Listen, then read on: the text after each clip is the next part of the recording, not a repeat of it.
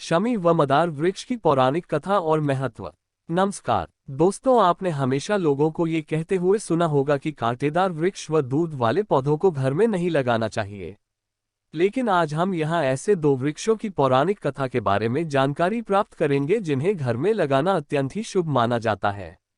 जी हाँ दोस्तों, मैं बात कर रहा हूँ शमी वृक्ष, जिससे खेजड़ी के नाम से भी जाना जाता है, जो कि एक कांटे वाला वृक्ष है। दूसरा वृक्ष जिसके बारे में हम बात करेंगे वह है मदार अर्थात सफेद अकाव का वृक्ष, जिसमें से दूध निकलता है। पौराणिक कथा के अनुसार शमी ऋषि ओरा की पुत्री थी। ऋषि अपनी पुत्री से अत्यंत प्रेम करते थे। ऋषि ने अपनी पुत्री शमी का विवाह धौम्य ऋषि के पुत्र मदार के साथ किया था, क्योंकि मदार उस समय ऋषि सोनक से शिक्षा प्राप्त कर रहे थे। इसलिए विवाह के पश्चात वे अपनी पत्नी शमी को अपने घर छोड़कर पुनः अपनी शिक्षा पूरी करने के लिए ऋषि सोनक के आश्रम चले गए। दोस्तों, आगे बढ़ने से पहले दोस्तों आपसे रिक्वेस्ट, वीडियो पसंद आए तो हमारी वीडियो को लाइक और शेयर जरूर करिएगा। और अगर अभी तक आपने हमारे चैनल को सब्सक्राइब नहीं किया है तो जल्दी जल्दी कर लीजिए, देर क्यों कर रहे हैं। आपके साथ और सहयोग से ही हम आगे बढ़ पाएंगे और नई नई जानकारियां आपके सामने लाते रहेंगे। हमें उम्मीद है आप हमारा सहयोग अवश्य करेंगे। चलते हैं अपने टॉपिक पर। जब मदार युवावस्था में पहुंचे तब वे अपनी पत्नी शमी को लेकर ऋषि सोनक का आशीर्वाद प्राप्त करने के लिए आश्रम की ओर निकल पड़े।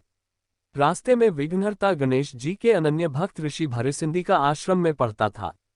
तब मदार व शमी ने उनके दर्शन व आशीर्वाद की प्राप्ति के लिए ऋषि भरसिंधी के आश्रम जाने का विचार किया। ऋषि भरसिंधी जी ने गणेश जी को प्रसन्न कर उन्हीं के जैसे गजमुख होने का आशीर्वाद प्राप्त किया था, जिसके कारण उनका मुख गणेश जी के समान ही था। मदार को ऋषि के गजमुख होने का ज्ञान नहीं था। जब मदार व शमी ऋषि भरसिंधी के आश्रम पहुंचे तो उन्हें उनके गजमुख को देखकर हंसी आ गई और वे ऋषि का उपहास करने लगे। तब ऋषि भरसिंधी ने उन्हें श्राप दे दिया कि तुम दोनों वृक्ष बन जाओ और ऐसे वृक्ष बनो जिसे कोई पशु पक्षी भी ना खाए और न ही उसके पास आए। बहुत दिनों तक मदार सोनक ऋषि के आश्रम नहीं पहुंचे तो सोनक ऋषि उनकी खोज करते हुए ऋषि भरिंदी के आश्रम पहुंचे, जहां उन्हें इस घटना के बारे में पता चला। तब सोनके ऋषि ने मदार व शमी को शाप मुक्त करने का अनुरोध किया। तब शाप से मुक्त करने में असमर्थ ऋषि भरसिंधी श्री गणेश के पास पहुंचे व मदार व शमी को शाप से मुक्त करने हेतु गणेश जी से प्रार्थना करने लगे। तब अपने भक्तों के शाप की लाज रखने व शमी व मदार के उद्धार के लिए श्री गणेश ने उन्हें वरदान दिया कि ये दोनों वृक्ष शमी व मदार तीनों लोकों में पूजनीय होंगे व भगवान शिव की पूजा इन दोनों वृक्षों के बिना अपूर्ण होगी। ये दोनों पति पत्नी अर्थात मदार व शमी जहाँ साथ में होंगे वहाँ मैं स्वयं रिद्धि सिद्धि के साथ निवास करूंगा। शमी व मदार वृक्ष का महत्व। शमी व मदार वृक्ष के बिना गणपति जी व शिव जी की पूजा अधूरी मानी जाती है। आज भी सफेद मदार या सफेद अकाव के वृक्ष की जड़ में 21 वर्ष के बाद जड़ का आकार गणेश जी का स्वरूप ले लेती है। जिस घर में मदार की जड़ के गणेश जी की पूजा होती है वहां गणेश जी रिद्धि सिद्धि के साथ स्वयं निवास करते हैं। उस घर में कभी भी अकाल मृत्यु नहीं होती है। भगवान राम के द्वारा अश्विन मास की दशमी तिथि अर्थात दशहरे के दिन शमी वृक्ष की पूजा के पश्चात ही लंका पर विजय प्राप्त की थी। इसलिए दशहरे के दिन शमी वृक्ष का बहुत महत्व है। महाभारत काल में 1 वर्ष के अज्ञातवास जाने से पूर्व पांडवों ने भी अपने शस्त्रों को शमी वृक्ष के ऊपर ही छुपाया था।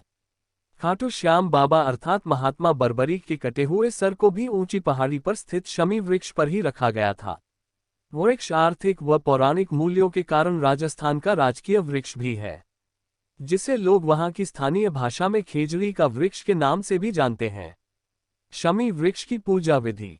शमी वृक्ष की पूजा हेतु जल का कलश लेकर नियमित रूप से इसका पूजन करें। साथ ही संध्या के समय में शमी के वृक्ष के नीचे सरसों का तेल का दीपक जलाएं। शमी वृक्ष के पास सरसों की तेल का दिया लगाने पर न्याय के देवता शनि देव की कृपा परिवार पर बनी रहती है। शमी वृक्ष की पहचान। जैसा कि हमने वीडियो के शुरू में भी बताया है कि शमी वृक्ष एक कांटेदार वृक्ष है जिसमें पीले व गुलाबी कलर के फूल लगते हैं। यह मुख्य रूप से रेगिस्तान या सूखे प्रदेशों में पाया जाता है, इसलिए शमी वृक्ष राजस्थान का राजकीय वृक्ष भी है। आशा करता हूँ शमी व मदार वृक्ष की पौराणिक कथा और महत्व पर आपको हमारी यह जानकारी पसंद आई होगी। हमारे साथ अंत तक बने रहने के लिए धन्यवाद।